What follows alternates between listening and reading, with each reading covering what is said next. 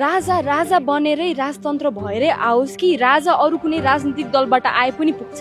हेर छोरे, राजा भनेको राजै हुन्छ, सिंहासनमै बस्छ। त्यो राजतन्त्र भएर अरू नेता भएर आउने होइन।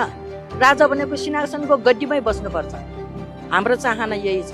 100 राजा पाल्ने भन्दा एउटा राजा पाल्ने ठिक छ। जे पनि सस्तो खानु पाएको छ हामीले राजा भए बेलामा। अहिले भाउ कहाँबाट कहाँ पुगिसक्यो। न चामल किनेर खान सक्छ, खाएर गरिब बाँच्ने भएन, गरिब जानी भइसक्यो। शाहवंशलाई सिद्ध्याएको होइन।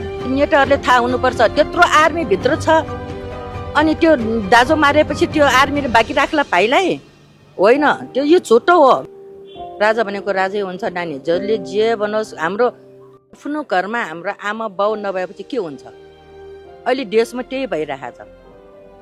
भएको यही हो देशमा के नेताहरूले केही गरेन। राजा चाहिन्छ हाम्रो नेपालमा। राजा नभइकन हुँदैन। आमा बाउ नभएको बच्चा टोर्या जस्तो हामी टोर भयो। नेताहरूले केही गरेन।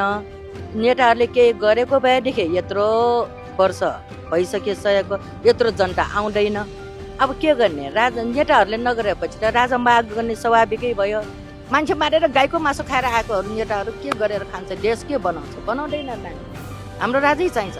त राजा बाजिस भइस्, तँलाई गोली हानिदिन्छ भने पनि छाती फट आफ्नो तयार मान्छे म। के भन्छ त्यो रामे लामे छामे भन्यो कि के भन्यो?